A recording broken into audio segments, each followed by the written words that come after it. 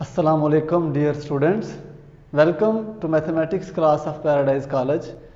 प्यारे बच्चों, उम्मीद है आप सब खैरियत से होंगे। आप जानते हैं कि इस क्लास में हमने second chapter of first year mathematics start किया हुआ है और 2.4 एक्सरसाइज का एक क्वेश्चन और उससे रेलेवेंट टॉपिक कर चुके हैं। आज के लेक्चर में हमने 2.4 एक्सरसाइज के जो रिमेनिंग क्वेश्चंस हैं उनको करना है और साथ में उनसे रेलेवेंट टॉपिक्स भी स्टडी करने हैं। तो सबसे पहला जो टॉपिक है वो आपके सामने वाइट बोर्ड पे उसकी स्टेटमेंट लिखी है, conditionals related with a given conditional.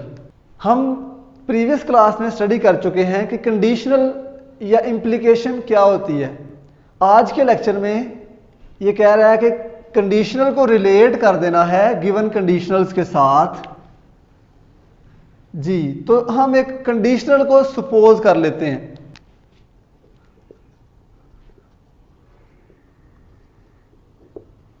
हमने सपोज कर लिया है कि P इंप्लाइज Q एक गिवन कंडीशनल है।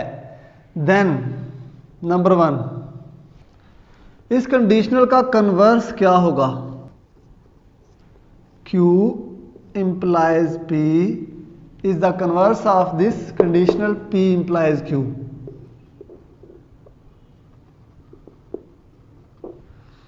तो Q इंप्लाइज P क्या है? इसका कन्वर्स। कन्वर्स से क्या मुराद है? यहां पे कन्वर्स से ये मुराद है कि जो भी P implies Q given conditional होगा उसका जो एंटीसीडेंट है वो कॉन्सिक्वेंट बन जाएगा और कॉन्सिक्वेंट जो है वो एंटीसीडेंट बन जाएगा। मतलब P जो पहले है बाद में चला गया, Q फर्स्ट पे आ गया। इफ P देन Q जो बन गया इफ Q देन P, यही इसका कन्वर्स है। Next number 2, inverse. Negation P implies negation Q। Negation P implies negation Q हमारे पास होगा P इंप्लाइज Q का निगेशन। तो इसका फिर मतलब क्या हुआ कि इनवर्स में सिंपली इस कंडीशनल पे निगेशन अप्लाई कर देना है। इफ पे भी निगेशन और Q पे भी निगेशन अप्लाई कर देंगे तो हमारे पास जो कंडीशनल आएगा वो क्या होगा? Inverse of P implies Q होगा, गिवन कंडीशनल का इनवर्स होगा। नेक्स्ट हमारे पास थर्ड जो पार्ट है वो है कंट्रा पॉजिटिव। तो कंट्रा पॉजिटिव क्या है? कंट्रा पॉजिटिव इनवर्स का कन्वर्स या फिर कन्वर्स का इनवर्स, दोनों में से जो मर्जी कह लें।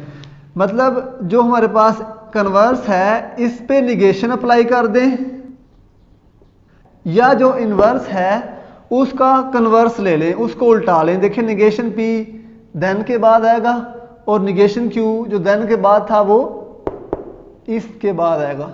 ठीक है, तो ये कंट्रा पॉजिटिव है P इंप्लाइज Q का। नेक्स्ट हम इनसे रेलेवेंट क्वेश्चंस जो कि क्वेश्चन नंबर 1 है एक्सरसाइज 2.4 का, उसको आपके सामने रखते हैं। तो फर्स्ट क्वेश्चन है, कहता है right converse inverse and कंट्रा positive of given statements. Given कुछ स्टेटमेंट्स दी गई हैं और हमसे रिक्वायर्ड है कि इनका converse inverse and कंट्रा positive find out करें। तो चलिए converse inverse and कंट्रा positive find out करते हैं। देखें गिवन कंडीशनल हमारे पास ये है। गिवन कंडीशनल में फर्स्ट पार्ट में है निगेशन P इंप्लाइज Q। क्या गिवन है?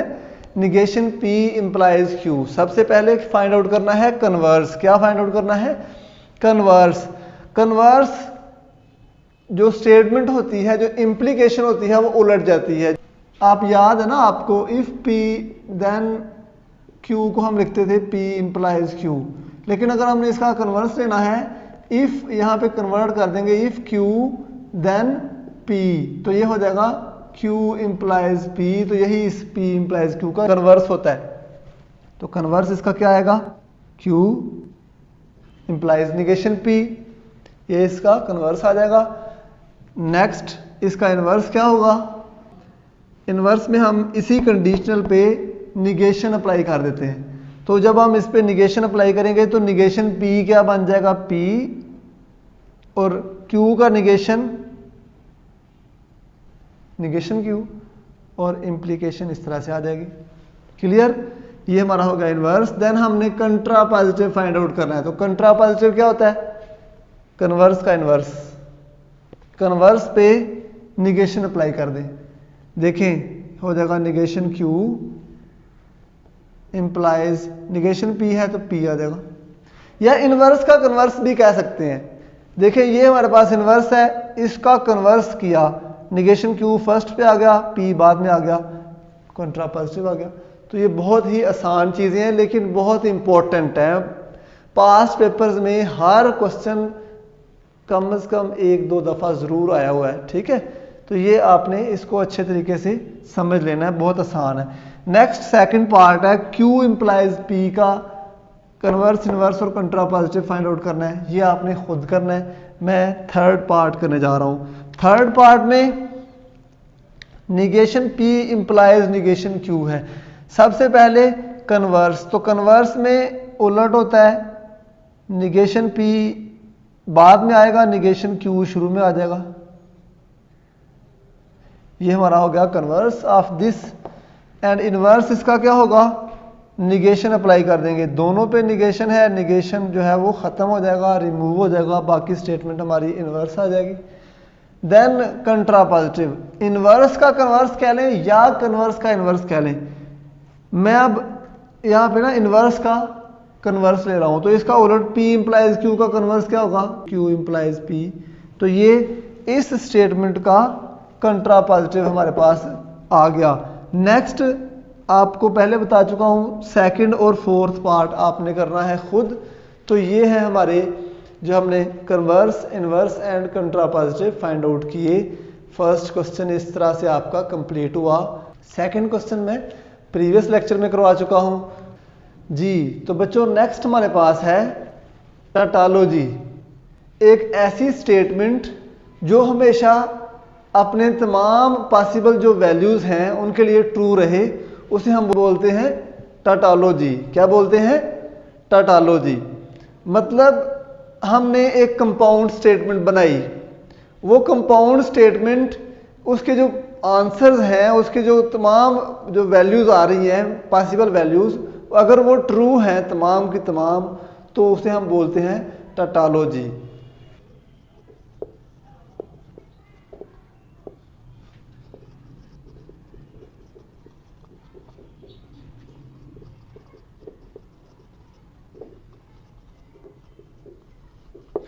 तो ये है हमारे पास स्टेटमेंट टाटोलॉजी, ऐसी statement which is true for all possible values of the variable involved in it is called tautology. इसकी एग्जांपल है, अगर हम ये वाली स्टेटमेंट का ट्रूथ टेबल बनाएं तो इसमें तमाम जो वेरिएबल्स इन्वॉल्व होंगे उनके आंसर्स ट्रू आएंगे। वैसे ही एक और एग्जांपल लेते हैं। ये वाली एग्जांपल भी टाटोलॉजी की है, इसके भी तमाम वेरिएबल्स के जो आंसर्स आते हैं वो सारे के सारे ट्रू होते हैं। मजीद हम इनके ट्रूथ टेबल जो है वो आपको एक्सरसाइज के जो क्वेश्चंस हैं उन पे देखेंगे। नेक्स्ट हमारे पास डेफिनेशन है कंट्राडिक्शन और अब्सर्डिटी। तो ये ऐसी कंपाउंड स्टेटमेंट होती है जिसकी तमाम जो आंसर्स हैं वो फॉल्स आए, जो तमाम पॉसिबल वेरिएबल्स के लिए फॉल्स हो, उसे हम बोलते हैं कंट्राडिक्शन और अब्सर्डिटी।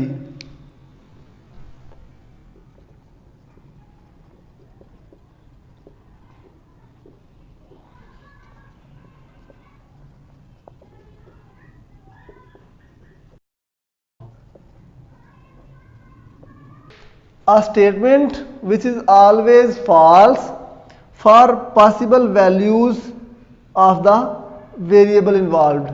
ऐसी स्टेटमेंट जो हमेशा उसके जो आंसर्स हैं वो फॉल्स आए तमाम पॉसिबल वैल्यूज के लिए। तो इसकी एग्जांपल क्या है? इसकी एग्जांपल है हमारे पास P एंड निगेशन P। अगर हम P एंड निगेशन P का टेबल बनाएं तो हमारे पास तमाम जो वैल्यूज़ हैं वो फॉल्स आएंगी। इस सूरत में हम देख सकते हैं कि वो स्टेटमेंट जो है वो अब्सर्डिटी है या कंट्राडिक्शन है। नेक्स्ट है कॉन्टीजेंसी। ऐसी स्टेटमेंट जो ट्रू भी हो सकती है, फॉल्स भी हो सकती है। उसके जो रिजल्ट्स हैं, उसके जो पॉसिबल वेरिएबल्स हैं वो ट्रू भी आ सकते हैं, फॉल्स भी आ सकते हैं। डिपेंड करेगा उन पे जो वैल्यूज होंगी, उनमें जो वेरिएबल्स होंगे उन पे। तो उसको बोलेंगे कॉन्टीजेंसी।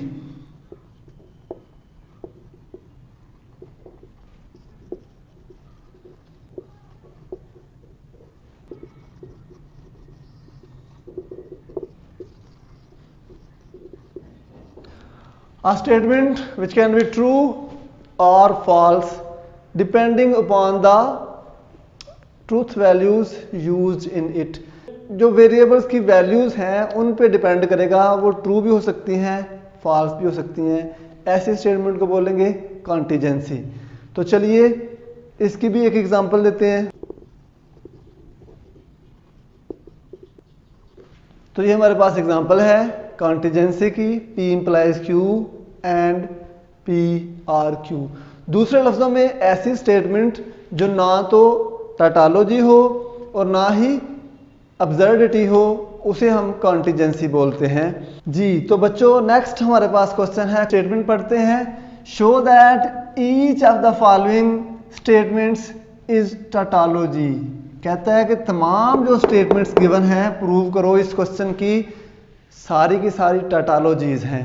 तो इस वक्त हम फर्स्ट पार्ट करने जा रहे हैं। फर्स्ट पार्ट में P एंड Q की इंप्लीकेशन फाइंड आउट करनी है P के साथ। तो सबसे पहले हम P and Q find out कर लेते हैं। P Q की जो वैल्यूज हैं ये आपके लिए कोई नई बात नहीं है। P एंड Q के बारे में भी आप जानते हैं।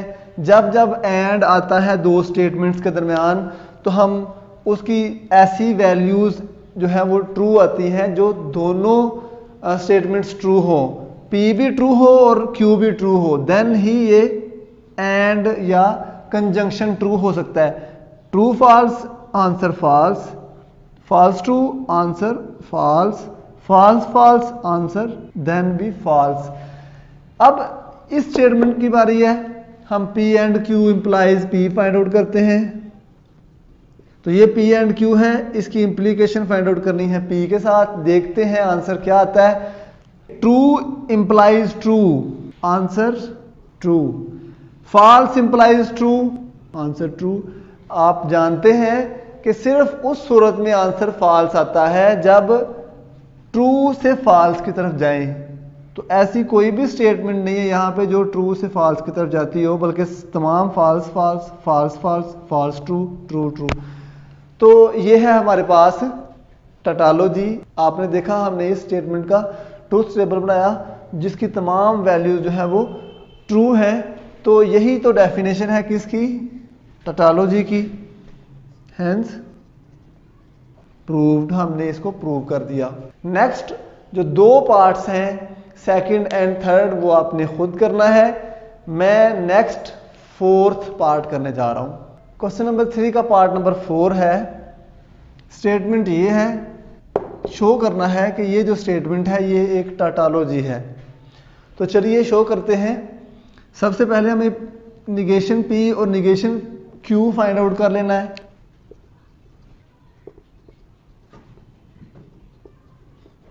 तो हमने निगेशन P और निगेशन Q फाइंड आउट कर लिया।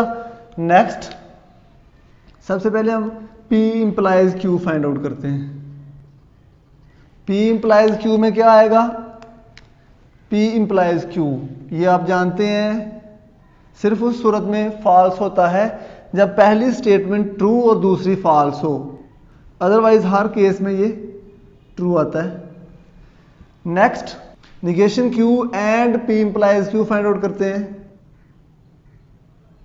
तो यहां पे देखें क्या आएगा हमारे पास, negation Q this one and this one, इन दोनों के दरमियान एंड के बारे में हम जानते हैं कि अगर दोनों वैल्यूज ट्रू हो तो आंसर ट्रू आएगा, अदरवाइज ट्रू नहीं आएगा। तो चेक करें false true, false, true false, false, false true, false, true true, answer then true आएगा।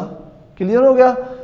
नेक्स्ट हम कंप्लीट स्टेटमेंट फाइंड आउट करते हैं। सबसे पहले हमने ये फाइंड आउट किया, देन हमने इसका ये P इंप्लाइज Q और इसके दरमियान एंड फाइंड आउट किया। अब हम इस पूरी स्टेटमेंट को फाइंड आउट करने जा रहे हैं।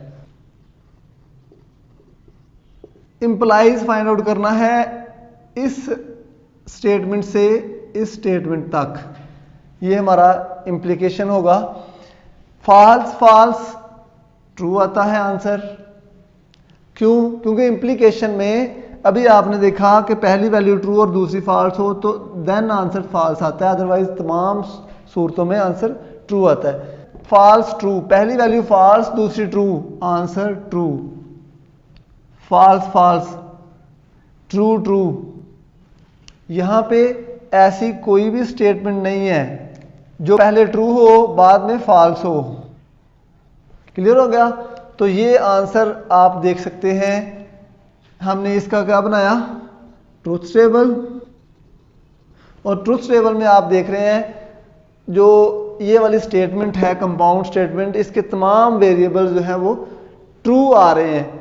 तो हमने कहा था ना, ऐसी स्टेटमेंट जिसके तमाम वेरिएबल्स ट्रू हो, तमाम वेरिएबल्स इन्वॉल्व के लिए उसकी जो वैल्यूज हैं हमेशा ट्रू आए, उसको हम बोलते हैं टोटोलॉजी। तो ये हमारी एक स्टेटमेंट टोटोलॉजी है, हेंस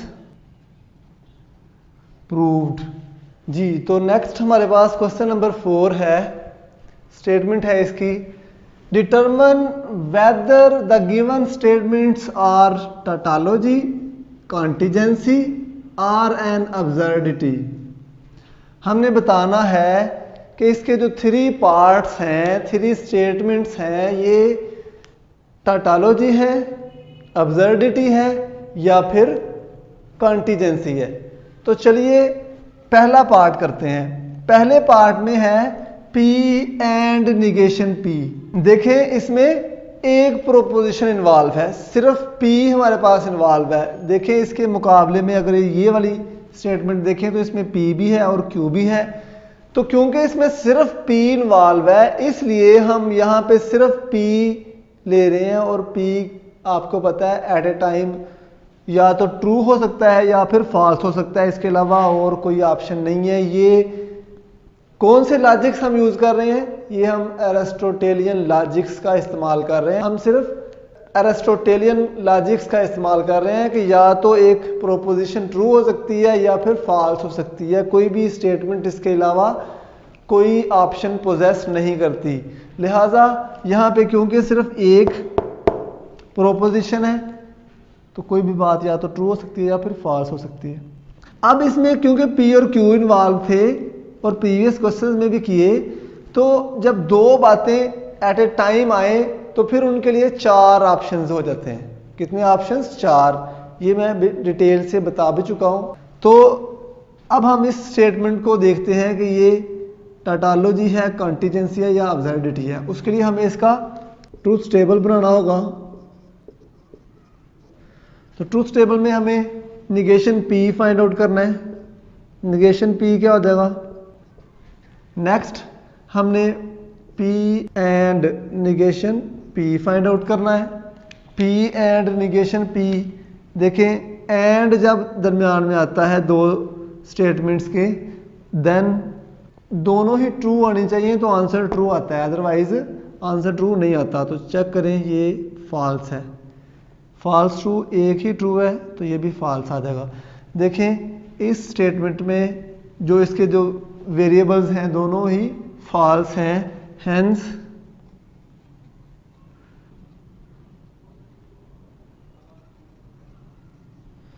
अब्सर्डिटी या फिर कंट्राडिक्शन।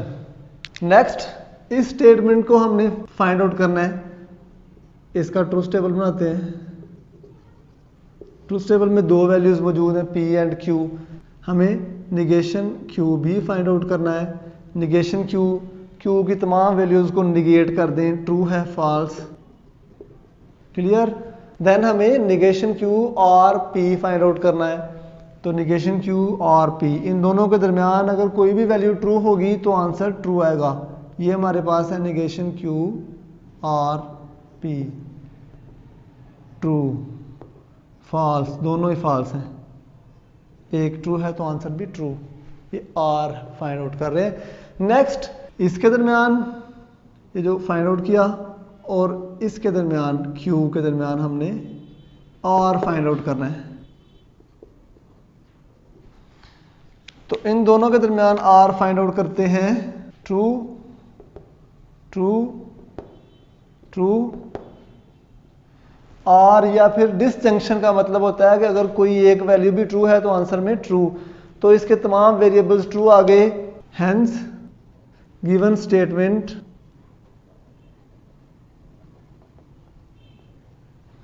ये हमारे पास है टाटालॉजी। क्लियर हो गया? तो इस तरह से इसका सेकंड पार्ट आपने करना है खुद। हम इस एक्सरसाइज का लास्ट क्वेश्चन करने जा रहे हैं जी। नेक्स्ट हमारे पास क्वेश्चन है question number 5, last question of the exercise. कहता है प्रूव दैट, इस स्टेटमेंट को प्रूव करो कि ये वाली साइड इस साइड के इक्वल है। तो चलिए इसको प्रूव करते हैं। सबसे पहले इसको प्रूव करने के लिए बनाएंगे ट्रूथ टेबल।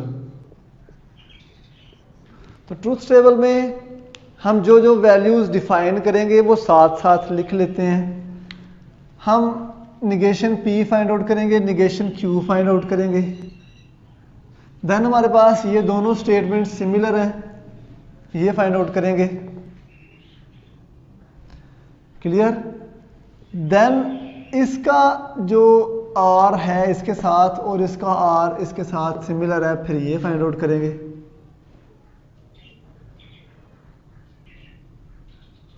देन इसका जो R है वो इसके साथ फाइंड आउट करेंगे। देन हम P and Q find out करेंगे। फिर P एंड Q और इन दोनों के दरमियान R फाइंड आउट करेंगे। क्लियर हो गया? आप जानते हैं इनकी जो वैल्यूज हैं वो क्या होंगी, P एंड Q की, ये चेंज नहीं होती, हर क्वेश्चन में सिमिलर रहती हैं। Q को निगेट करेंगे। ट्रू है फॉल्स आ जाएगा, फॉल्स है ट्रू आ जाएगा, ट्रू है फॉल्स, एंड फॉल्स है तो ट्रू। नेक्स्ट हमने अब फाइंड आउट करने हैं यहाँ पे negation P and negation Q। सबसे पहले निगेशन P और Q के दरमियान जो एंड है वो हमने फाइंड आउट करना है। तो एंड के बारे में आप जानते हैं, दोनों ट्रू होंगे तो आंसर ट्रू आएगा, अदरवाइज फॉल्स आएगा। फॉल्स फॉल्स और ये वाला ट्रू आएगा। क्लियर? अब P के दरमियान और इसके दरमियान, P के दरमियान और इसके दरमियान R फाइंड आउट करना है। तो ये हमारा P है और ये हमारा negation P and negation Q है। इनके दरमियान R फाइंड आउट करना है। R क्या होता है कि एक भी जो वैल्यू है वो ट्रू हो तो आंसर में ट्रू आता है, ट्रू आएगा, और ये आएगा फॉल्स, क्योंकि दोनों ही फॉल्स हैं। नेक्स्ट फॉल्स एंड ट्रू भी ट्रू आ जाएगा। क्लियर हो गया? चलिए P and Q find out करना है। P और Q के दरमियान एंड, दोनों ट्रू आंसर ट्रू, एक ट्रू आंसर फॉल्स, एक ट्रू आंसर फॉल्स, दोनों फॉल्स आंसर फॉल्स। जी लास्ट कॉलम हमारा रह गया और वो क्या है, वो हमने अब P एंड Q और ये रिलेशन है इन दोनों के दरमियान R फाइंड आउट करना है। तो ये हमारे दोनों कॉलम्स हैं वो वाले। अब देखें R के लिए एक भी ट्रू तो आंसर ट्रू, एक भी ट्रू तो आंसर ट्रू, दोनों फॉल्स तो आंसर फॉल्स, एक ट्रू तो आंसर ट्रू। ये हमने लेफ्ट हैंड साइड भी फाइंड आउट कर ली, राइट हैंड साइड भी फाइंड आउट कर ली। चेक कर लें, ये हमारा ये वाला कॉलम राइट हैंड साइड वाला है, इसको फर्स्ट कॉलम का नाम दे दें और इसको सेकंड का नाम दे दें। ये हमारे पास है लेफ्ट हैंड साइड। तो फ्रॉम 1 एंड 2 इसको डायरेक्टली बेशक लिख दें, left hand side and right hand side. यहाँ पे स्टेटमेंट लिख लें बेशक, from column 1 and column 2 left hand side equal to right hand side, या फिर डायरेक्ट लिख दें हैंस प्रूव्ड। तो स्टूडेंट्स ये था आज का हमारा लेक्चर जिसमें हमने एक्सरसाइज 2.4 को कंप्लीट किया। उम्मीद है आपने इसको अच्छे से समझ लिया होगा।